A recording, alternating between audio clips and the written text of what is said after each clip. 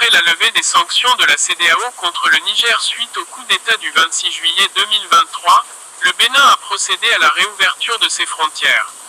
Contrairement au Niger qui a gardé ses frontières fermées, et pour cause, le Niger accuse son voisin béninois d'abriter une base militaire française sur son territoire où des djihadistes seraient entraînés pour déstabiliser le Niger, ce que le Bénin dément. Nous avons souverainement décidé de garder notre frontière fermée avec le Bénin. Pourquoi? Pour une bonne et simple raison, que nos anciens partenaires qui sont les Français, lorsque le peuple nigérien dans son ensemble, derrière notre président, le général Tchani, a décidé que ces partenaires qui ne jouaient pas franc jeu avec nous devraient partir, il faudra vous en souvenir. Ils avaient insisté pour que leur porte de sortie soit le Bénin. Nous avons refusé cela en leur disant que la seule concession que nous pourrions leur faire, c'était d'emprunter la voie de 1500 km et de s'en aller. Ce qu'ils ont fait. Il faut saluer l'esprit de respect pour l'autre de notre peuple. Aucun incident n'a eu lieu pendant le désengagement des troupes françaises de notre territoire. Il y a eu une réunion au plus haut niveau où le chef de l'État a ordonné que toutes les populations le long du trajet soient sensibilisées de manière à laisser passer ces troupes avec leurs bagages ou qu'ils quittent nos territoires.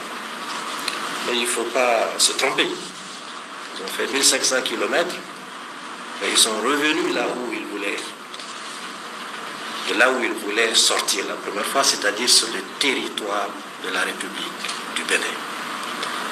Même si, dans la déclaration qu'on a tous suivie, le président béninois a dit que ce serait ridicule qu'on pense que le Bénin amasse ses troupes avec l'appui d'autres éléments pour envahir le Niger. Il ne viendra jamais dans l'esprit d'aucun Nigérien de croire que le Bénin viendrait envahir le Niger. Jamais. Et on ne l'a jamais dit d'ailleurs. Parce que nous avons dit que sur le territoire de la République du Bénin, il y a des bases, y compris certaines d'entre elles, où on entraîne des terroristes qui doivent venir déstabiliser notre pays. Voilà pour des raisons de sécurité simples, les raisons pour lesquelles nous avons décidé de garder cette frontière fermée. En réaction, Patrice Talon a fait arrêter l'exportation de pétrole nigérien depuis ses côtes.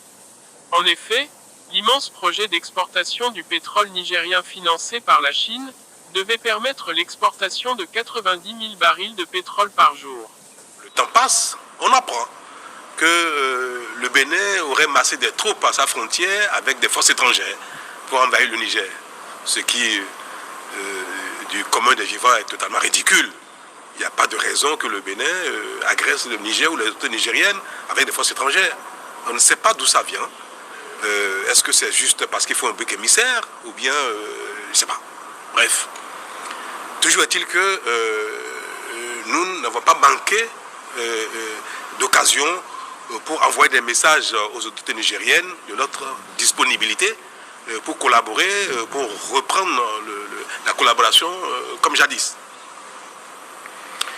Il y a quelque temps, nous avons donné également notre approbation pour les formalités de mise en œuvre du pipeline qui conduit le pétrole nigérien au Bénin et pour être chargé sur la plateforme de Sémin où des bateaux viendront accoster pour charger le pétrole nigérien par le pipe.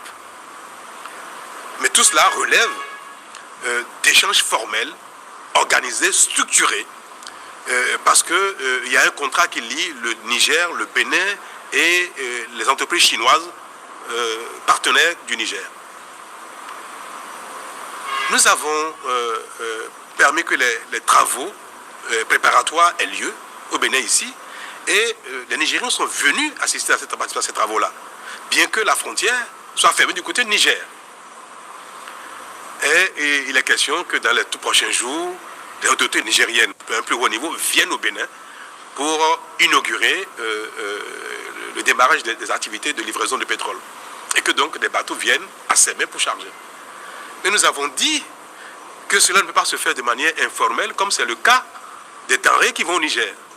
C'est vrai que pour nourrir nos frères et sœurs, pour vendre des céréales au Niger, nous avons permis que l'informel règne parce que c'est quand même nos frères et sœurs qui ont besoin de manger.